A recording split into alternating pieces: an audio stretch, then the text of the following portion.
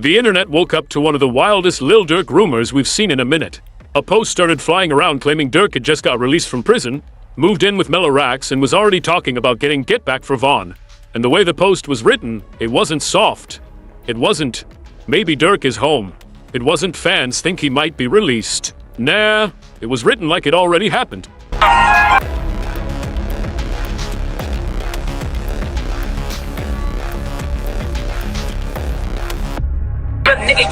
Lil Durk just got released from prison and is now living with his girlfriend Mellow Rackz.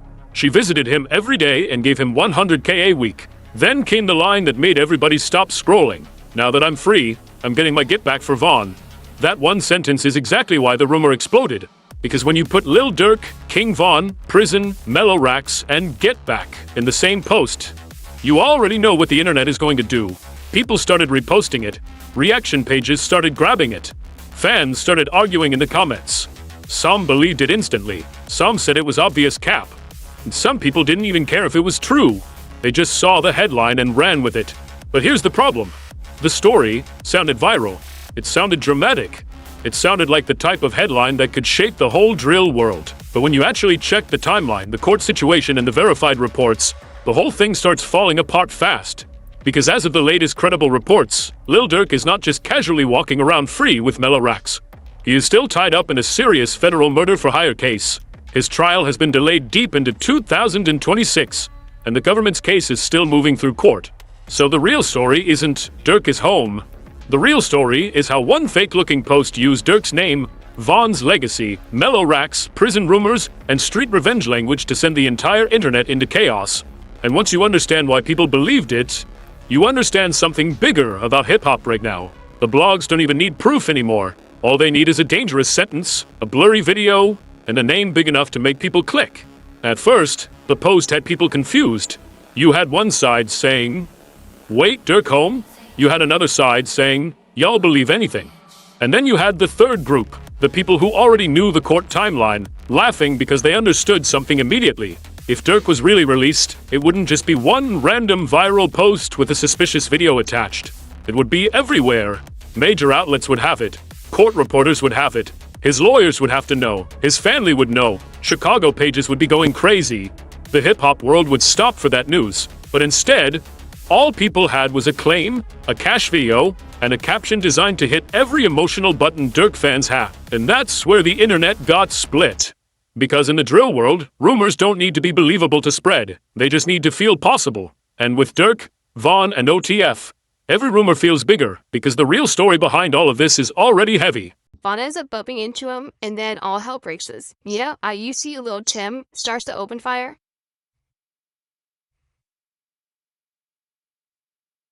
Stop.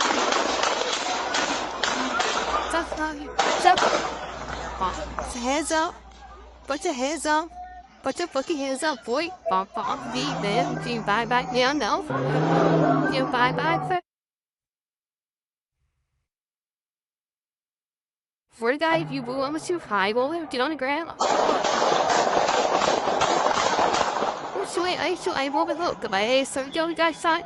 Yeah, we got shot. We got a lot of shots going on. We need everybody down here. To understand why that Get Back for Von line went viral so fast, you gotta go back to the 6th of November 2020. King Von, real name Davon Bennett, was shot and killed outside an Atlanta nightclub after a confrontation involving Quando Rondo's side turned into gunfire. Von wasn't just another rapper signed to OTF. He was one of Durk's closest people. He was the artist that made O Block feel like it had a new voice.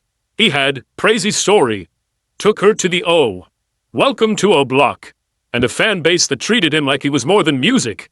To a lot of people, Von represented the rawest version of Chicago. Drill, the pain, the loyalty, the danger, the stories, everything. And when he died, it changed Durk's image forever. Before that, Durk was already a star. But after Von died, every move he made got viewed through grief, loyalty, and revenge. Every lyric got decoded. Every post got analyzed. Every old video became evidence to fans. And that's why a fake Get Back for Von message could blow up so fast. Because people already had that story built in their head. They didn't need proof. They had emotion. Lil Durk update: the trial has been pushed to August 2026. If you listen to the noise, all you're gonna hear is Durk is cooked. Nobody's there for Durk, motion denied, but that's just the noise. The fact of the matter is, his trial team has won a number of points in this case.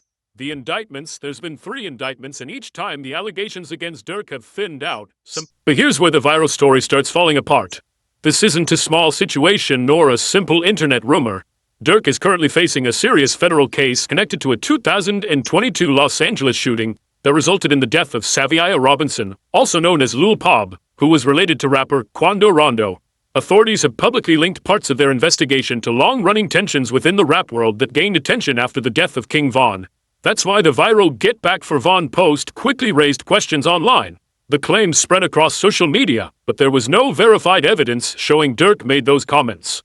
And because the rumor touches on topics already associated with the ongoing case, many people viewed it as more than just another piece of internet gossip. If a story like that gains traction, it can shape public opinion and create confusion while legal proceedings are still underway. That's exactly why so many people in the comments called it cap. They felt the post was misleading and lacked any credible proof. In today's social media world, a viral rumor can travel fast, generate clicks, and attract attention long before the facts are ever confirmed. Now, let's talk about the video attached to the post. The clip showed a person with light-colored dreads waving a thick stack of cash on what looked like a live stream. And the way it was posted, it was clearly meant to make people think this had something to do with Durk being home. But when you actually look at it, nothing about that video confirms Durk was released. It doesn't show an official release. It doesn't show Durk leaving custody. It doesn't show a verified live stream from Durk's account. It doesn't show Mellow Rackz confirming anything. It doesn't show legal paperwork. It doesn't show a court update. It's just a clip with cash attached to a caption. And that's the new formula. Take a random or unclear video, attach it to a rapper's name, add a wild claim, mention somebody's girlfriend, mention prison, mention revenge, then watch the algorithm do the rest. Then Mellow Rackz's name got pulled into it. And that made the rumors spread even faster, because the post didn't just say Durk was free, it added this whole relationship angle, claiming she visited him every day and gave him $100K a week. That detail was designed to make the story feel personal, because people love a prison loyalty story. They love the idea of somebody holding a rapper down while he's fighting a case. They love the she was there when nobody else was angle. And when you throw money into it, $100K a week, now the story turns into something even bigger. But again, where is the proof? Where is the verified statement? Where is the court record showing release? Where is the official confirmation? That's the part people skipped. The post used Mellow Rackz's name like emotional seasoning. It made the rumor feel more intimate, more dramatic, and more clickable. But adding somebody's girlfriend to a lie doesn't make it true. It just makes more people talk. The verified version of the story is way heavier than the fake post. According to federal prosecutors, the case goes back to August 2022, when Quando Rondo and his cousin Saviaya Robinson were targeted in Los Angeles. The shooting happened near the Beverly Center area, and Robinson was killed. Federal documents allege people connected to OTF traveled from Chicago to California, used vehicles, tracked the target, and opened fire. Durk has pleaded not guilty, and his defense has fought the indictment hard. That part matters, because the internet loves to talk like allegations are convictions. But legally, Durk is presumed innocent unless proven guilty in court. Still, the case is serious. This isn't blog drama. This isn't a diss track. This isn't 2 rappers arguing on Instagram Live. This is federal court. This is discovery. This is motions. This is bond denial. This is trial dates being pushed. This is the kind of case where one wrong narrative online can become a whole new wave of speculation. So when a random post claims he is out and saying something that sounds like retaliation, people who understand the case immediately knew something was off. And this is where the fake release rumor really falls apart. Because credible reports around the case say Durk's trial has been pushed deep into 2026. Some reports place the new trial date around late August 2026, and they continue to describe him as locked up while the case moves forward. So if the legal timeline says he's still waiting for trial, how did the internet suddenly decide he was home? A viral account said it. That's it. No paperwork, no lawyer statement, no official release, no credible news outlet confirming it. Just a headline built to make people react before they think. And that's exactly what happened. The rumor didn't spread because it was proven. It spread because it was perfectly built for the algorithm. But there's another layer here most pages leave out. Durk's defense team has already challenged parts of the government's case. including how lyrics were allegedly used or interpreted. In one motion, the defense argued that the government presented false or misleading evidence to the grand jury connected to lyrics and timing. That doesn't mean the case disappears. It doesn't mean Durk is free. It doesn't mean everything is fake. But it shows you why precision matters. When you are dealing with a federal case, details matter. Dates matter. Words matter.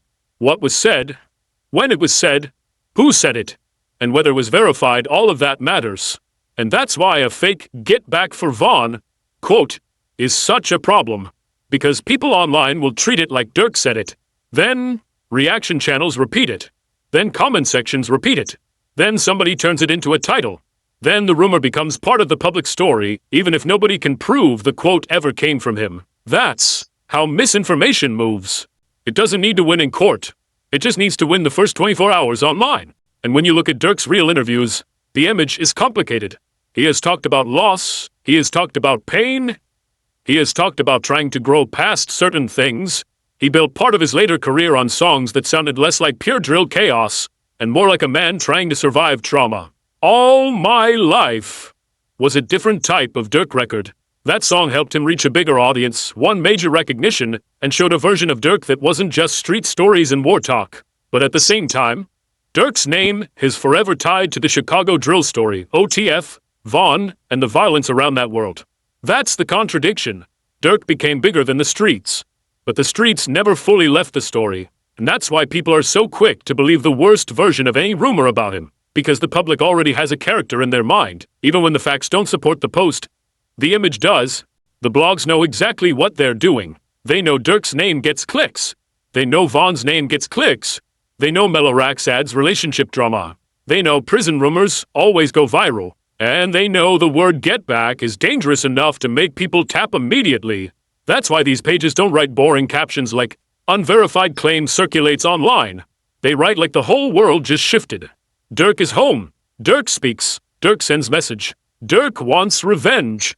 And before anybody checks anything, the post already has thousands of views. That's the problem with hip-hop media right now. Too many pages don't care if the story is true. They care if it moves. And this one moved.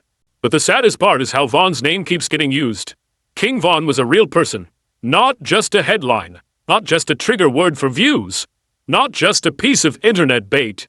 He had family. He had kids. He had fans who still feel like his story ended way too early. And every time somebody throws "Getback for Vaughn" into a caption without proof, they reopen that whole wound for engagement. They know people are emotionally attached to Vaughn. They know fans still argue about what happened in Atlanta. They know Durk and Vaughn's bond is one of the most powerful relationships in modern drill history. So they use it. And that's what makes the rumor feel extra dirty. Because it's not just lying about Durk. It's using Vaughn's death as a traffic source. Here's the reality. Durk's case is still active. His legal team is still fighting. The government still has serious allegations on the table. The trial timeline has already been pushed multiple times. And until something official changes, any post claiming he's free needs to be treated like exactly what it is, an unverified rumor. That doesn't mean people can't discuss it. That doesn't mean people can't react. But there's a difference between saying, "A rumor is going viral," and saying, "Durk is free and plotting revenge." One is commentary. The other is a claim, and when the claim involves a man fighting a federal case, a dead rapper, and alleged retaliation, the line matters. A lot. This is how people got fooled. First, the post made the claim sound urgent. Second, it attached a video to make the claim feel visual. Third, it added Mellow Rackz to make it personal. Fourth, it added 100K a week to make it outrageous. Fifth, it added "Getback for Vaughn" to make it dangerous. That's 5 hooks in one post. And each hook hits a different part of the audience. Fans of Durk want to know if he's free. Fans of Vaughn react to anything tied to his name. Drama pages love relationship rumors. Street pages love revenge language. Casual viewers love cash videos. So even if the story isn't true, the structure is viral. That's the game. And the reason this story hits so hard is because Durk's career was already at a crazy point before the arrest. He wasn't just a drill rapper anymore. He had crossed over. He had radio records. He had a Grammy moment. He had huge collaborations. He had the kind of career arc that made people feel like maybe he had finally outrun the chaos. From Chicago mixtapes to mainstream awards, Durk became one of the biggest success stories to come out of drill music. But the tragedy of drill is that success doesn't always erase the past. Sometimes the past waits. Sometimes it follows. Sometimes it comes back in paperwork. Indictments, old texts, old beefs, old relationships, and moments everybody thought were finished. That's what makes Durk's story feel so heavy. It's not just about whether one rumor is fake. It's about how quickly the internet wants to drag him back into the most dangerous version of his image. So let's say clearly, there is no verified proof from credible sources that Lil Durk was released from federal custody. There is no verified proof that he is living with Mellow Rackz right now. There is no verified proof that he said, "Now that I'm free, I'm getting my get back for Vaughn." What we do have is a viral post, a suspicious clip, a bunch of comments calling it cap, and a real federal case that is still moving through court. That's the truth, and honestly, the truth is already dramatic enough.